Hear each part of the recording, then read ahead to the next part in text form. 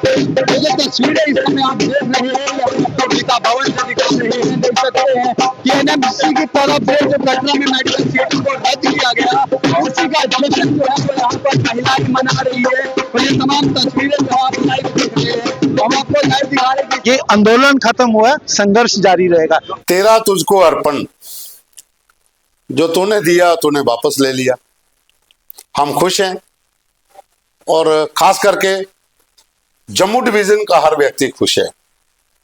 क्या खोया क्या पाया वो एक अलग मुद्दा हो सकता है, लेकिन आज ढोल भी बजे हैं, लड्डू भी बटे हैं, संघर्ष समिति के लोग भी खुश हैं, भाजपा के लोग भी खुश हैं और वो भी लोग खुश हैं जो पर्दे के पीछे हैं।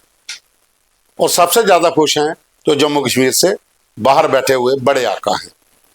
आखिर जीत हुई है, जीत विचारों की, जीत एक संकल्प की, लेकिन संघर्ष और आंदोलन दोनों अपनी अपनी राह पर थे। आंदोलन खत्म हुआ है, संघर्ष नहीं। संघर्ष जारी रहेगा जब तक जम्मू के साथ पूरी तरह से न्याय नहीं होगा। अलग अलग मुद्दे हैं, अलग अलग क्षेत्रों में, इसके ऊपर बहुत से विस्तार में चर्चा भी हुई है। हर कोई जो एक्सपर्ट है वो अपनी अपनी राय रखता है, लेकिन बात जब जम्मू की होती है, जम्मू के मुद्दों की होती है, द न्यूज रूम 24 आवाज सबसे पहले खड़ा मिलेगा अपने हक के लिए, अपने डुगर प्रदेश के लिए। तो साथियों नमस्कार, आप देख रहे हैं द न्यूज रूम 24 आवाज और मैं हूं पवन शर्मा। वाकई आज जीत हुई है। एमएनसी ने माता वैष्णो देवी जो मेडिकल कॉलेज था उसकी मान्यता रद्द कर दी। नमस्कार साथियों, तो आप देख रहे हैं द न्यूज रूम 24 आवाज और मैं हूं पवन शर्मा। एनएमसी ने माता वैष्णो देवी कॉलेज उसकी मान्यता रद्द कर दी है, उसका जश्न भी मनाया गया, जीत भी हुई है, लेकिन हमने एक कॉलेज खोया है, ये भी ध्यान में रखना होगा। चलो कॉलेज फिर भी मिल जाएगा, लेकिन आज बात करेंगे कि आखिर ये शुरुआत कब हुई। हमारा ये पहला चैनल है, हमारे पास डेट है, हमने 8/11/2025 को इसी स्टूडियो से पूर्व मेयर जितेंद्र शर्मा का दीपक खजूरिया जो हमारे एग्जीक्यूटिव एडिटर हैं उन्होंने एक इंटरव्यू किया था। तब उन्होंने चेता दिया था कि ये बहुत बड़ी गलती है, कॉलेज की मान्यता रद्द होनी चाहिए, कॉलेज बंद होना चाहिए। तो साथियों पहले ये क्लिप आप जरूर सुनें। कोई भी मेडिकल कॉलेज बनता है उसको पहले परमिट किया जाता है कि आप 5 साल के लिए क्लासेस चलाइए और अगर हमें ठीक लगा एज पर प्रोसीजर आपने कंडक्टेंस की तो हम इसको रिकॉग्नाइज करेंगे। तो अभी ये परमिटेड स्टेज में है, ना कि रिकॉग्नाइज स्टेज में, तो वो परमिशन भी रद्द हो सकती है। और जो स्टूडेंट्स वहाँ आए हैं ये भी मानना होगा कि जो उनकी प्रक्रिया रही है अब उनका भी करियर खराब नहीं किया जा सकता। बिल्कुल। तो उनकी एडजस्टमेंट दूसरे कॉलेजेस में हो सकती है, प्रावधान बनाए जा सकते हैं।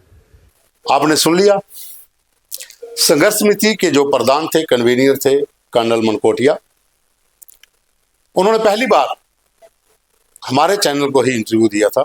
दीपक खजूरिया ने उनका इंटरव्यू इसी स्टूडियो में किया था। उन्होंने अपना संघर्ष और आंदोलन की क्या रूपरेखा है, क्या दिशा है, किस ओर जा रहे हैं, क्या अचीव करना चाहते हैं, क्या हमारा गोल है, उस बारे में भी विस्तार में बताया था। आप ये क्लिप भी सुन सकते हैं कि अभी जो माता वैष्णो देवी श्राइन बोर्ड है ये एक सनातन धर्म का श्राइन बोर्ड होना चाहिए था। बिल्कुल। जब को इसको इन्होंने एक बिजनेस का श्राइन बोर्ड बना दिया है। श्राइन बोर्ड के आपको भी पता है मेंबर्स कौन होने चाहिए, बिल्कुल। जिसको धर्म के बारे में कुछ ना कुछ तो ज्ञान हो, धर्म में थोड़ी बहुत आस्था हो, कभी ना कभी तो वो मंदिर मठ में जाता हो, कभी ना कभी पूजा पाठ करता हो। अगर आप श्राइन बोर्ड के जितने भी मेंबर्स हैं, मैं उनके पर्टिकुलर उनके बारे में कोई भी टिप्पणी नहीं करना चाहूंगा, लेकिन एक दो को छोड़ करके बाकी धर्म से किसी का कोई लेना देना नहीं है। लेकिन सरकार को निर्णय हर हालत में ये वापस लेना पड़ेगा। जो क्लिप आपने अभी देखी 13/12 की है, दिसंबर महीने की 13 तारीख की। उसके बाद एक बार फिर पूर्व मेयर जितेंद्र शर्मा स्टूडियो में आते हैं, तब और तथ्यों के साथ उन चीजों को उजागर करते हैं जो माता वैष्णो देवी श्राइन बोर्ड के भीतर हो रही हैं, जो इस मेडिकल कॉलेज की पूरी प्रक्रिया को लेकर हुई थी। कहां कहां लूप होल थे, क्या वजह थी कि हमें संघर्ष करना पड़ रहा है, क्या वजह थी कि हम लोग जो जम्मू के हैं वो अपने आप को ठगा सा महसूस कर रहे हैं। जम्मू शहर च इस वेले भी जी महंत बचित्र सिंह कॉलेज है, बिल्कुल वो माइनॉरिटी कॉलेज है। बिल्कुल है बत्रा मेडिकल कॉलेज जी। वो माइनॉरिटी कॉलेज है जी। लेकिन एक चीज और भी है कि ये जिन्ने भी यूनिवर्सिटीज ना ਜਾਂ कॉलेजेस ना जी इन्हें क्या स्टेट फंड कर दी है नहीं कर दी है, जी। एक वो भी एक प्रावधान है। बिल्कुल और इन्हें का माता वैष्णो देवी यूनिवर्सिटी है जी। इसी स्टेट फंडिंग नहीं है, नहीं है बिल्कुल ये बिल्कुल totally on Independent। The basis of offerings by the pilgrims और एक फेथ ओदे पर रन कर दिया ने। जी मैं तो सही ये आखना अंडर कॉन्स्टिट्यूशन ऑफ इंडिया जी आर्टिकल 30 जी सब सेक्शन 1 जी ओदी ये प्रावधान है कि तुस लैंग्वेज के आधार पर बिल्कुल कुसा भी यूनिवर्सिटी जी एक माइनॉरिटी यूनिवर्सिटी घोषित करी सकते हो जी और ओदे अंदर ਜਿਹੜੀ डोगरी लैंग्वेज है बिल्कुल। That is a minority language in Jammu and Kashmir बिल्कुल। 8th शेड्यूल च भी है वो। बिल्कुल। तो इस करिए इसी माइनॉरिटी इंस्टीट्यूशन डिक्लेयर करिए 50% सीट ਜਿਹੜੀਆਂ रिजर्व ਉਹ डोगरा लैंग्वेज डोगरा कल्चर ਦੀ फॉलो करने वाले लोगों वास्ते रिजर्व होनी चाहिए। बिल्कुल ये गलती हुई है जिले श्राइन बोर्ड च ओदे रूल्स जी। ओदे श्राइन बोर्ड दे एक्ट च लिखोएदा है कि इतने हर मैंबर हिंदू होना चाहिए बिल्कुल। और चेयरमैन भी हिंदू हो। और मैं ये आखना ओदे च इंस्क्राइब करना चाहिए कि डोगरा कल्चर वास्ते डोगरा हेरिटेज वास्ते इधर दा जिन्ने भी वेलफेयर एक्टिविटीज होणगियां जी ओदे च उनकी 50% रिजर्वेशन होनी चाहिए। हर मैंबर ओदा जेड़ा भी है वो हिंदू होना चाहिए लेकिन ओदा जेड़ा चेयरमैन तो एलजी साहब रोनगे बिल्कुल। गवर्नर साहब रोनगे लेकिन जेड़ा सीईओ है वो जम्मू का डोगरा होना चाहिए। ये जो मैं क्लिपें आपको बता रहा हूं ना वो इसलिए बता रहा हूं कि लोगों के दिमाग में ये चीज रहे कि ये बीज जो आज आकर एक अंकुर की शेप में बाहर आया है ये बहुत पहले पड़ चुका था। हम तो काफी समय से जम्मू के साथ जो न्याय हो रहा है उसके लिए लड़ रहे हैं, लेकिन हम इसलिए ये बता रहे हैं कि हमारा मुद्दा, हमारी जो सोच, हमारा जो विजन, हमारा जो गोल था वो ये था कि जम्मू के साथ बेन्यायी ना हो, हक मिले, सबको मिले। अगर माता वैष्णो देवी श्राइन बोर्ड में हिंदुओं का चढ़ावा है तो पहला हक भी हमारा ही है। फिर बात रही हिंदू या मुस्लिम या कोई और धर्म, हम किसी धर्म के खिलाफ तो नहीं हैं, सब धर्म अपने हैं, देश अपना है। लेकिन जब हम प्रांतों की बात करते हैं तो अपना प्रांत सबको प्यारा लगता है, अपना देश, अपना घर, अपना मोहल्ला, अपनी गली सबको प्यारी लगती है। अब कांग्रेस के पूर्व मंत्री जुगल किशोर शर्मा, उनको हमने अपने स्टूडियो में बुलाया था। वो डेट थी 28/12/2025। उन्होंने कहा था कि संघर्ष समिति को समर्थन हमारा भी है लेकिन हम भी हिंदू हैं, वो कौन से हिंदू हैं उसके अंदर अंतर ढूंढना होगा। तो ये क्लिप पहले आप सुनिए।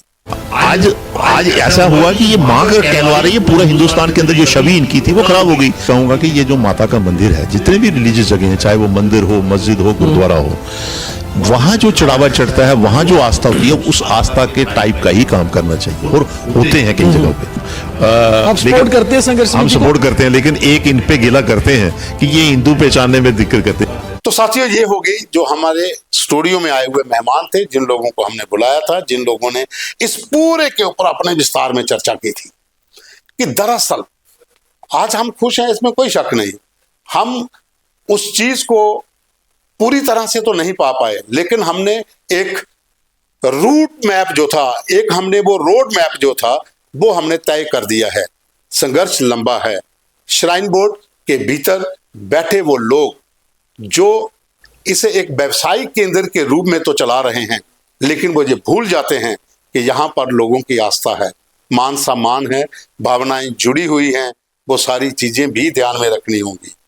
श्राइन बोर्ड अगर वहां पर हिंदू कर्मचारी ही काम करें, वो सबसे बेहतर होगा। जिस तरह से औकाफ ट्रस्ट के अंदर है, वहां पर आपको कोई हिंदू कर्मचारी नहीं मिलता, लेकिन श्राइन बोर्ड में अभी भी कुछ ऐसे कर्मचारी हैं जो दूसरे धर्मों के हैं और वहां पर बैठकर वो उस स्ट्रेटजी का हिस्सा बने हुए हैं, जहां से किसी को भी कोई काम लेना हो तो वो उनके ही टेबल से फाइल आगे जाती है। फाइलें तो मूव होती रहती हैं टेबलों से, लेकिन किस तरीके से मूव होती है वो जो वहां पर बैठे अधिकारी हैं वो उनको पता है। इसकी और भी संघर्ष करना होगा। मेडिकल कॉलेज की मान्यता रद्द हुई है, लेकिन नर्सिंग कॉलेज भी है। वहां पर कौन लोग हैं, कितने स्टूडेंट अपने हैं, कितने स्टूडेंट कौन हैं, कहां कहां से लोग आए हैं, उसके ऊपर भी संघर्ष करना होगा। माता वैष्णो देवी यूनिवर्सिटी है, वहां पर भी बच्चे पढ़ते हैं, वहां पर भी बहुत से लोग बाहर से आते हैं पढ़ाने के लिए, पढ़ने के लिए, उसके लिए भी संघर्ष करना होगा। क्योंकि अगर हिंदू श्राइन का चढ़ावा सिर्फ हिंदुओं का पहला हक है, तो फिर पाए आप जितने मर्जी कॉलेज यूनिवर्सिटीज खोल लीजिए, वहां पर हमारा हक जो है वो पहला होना चाहिए, हमारी प्राथमिकता होनी चाहिए, हमारे लिए वो कोटा होना चाहिए, ताकि हम दावे से कह सकें कि ये हमारा संस्थान है, हम यहाँ पर अपने बच्चों को भेज रहे हैं पढ़ने के लिए, जहाँ पढ़ाने के लिए।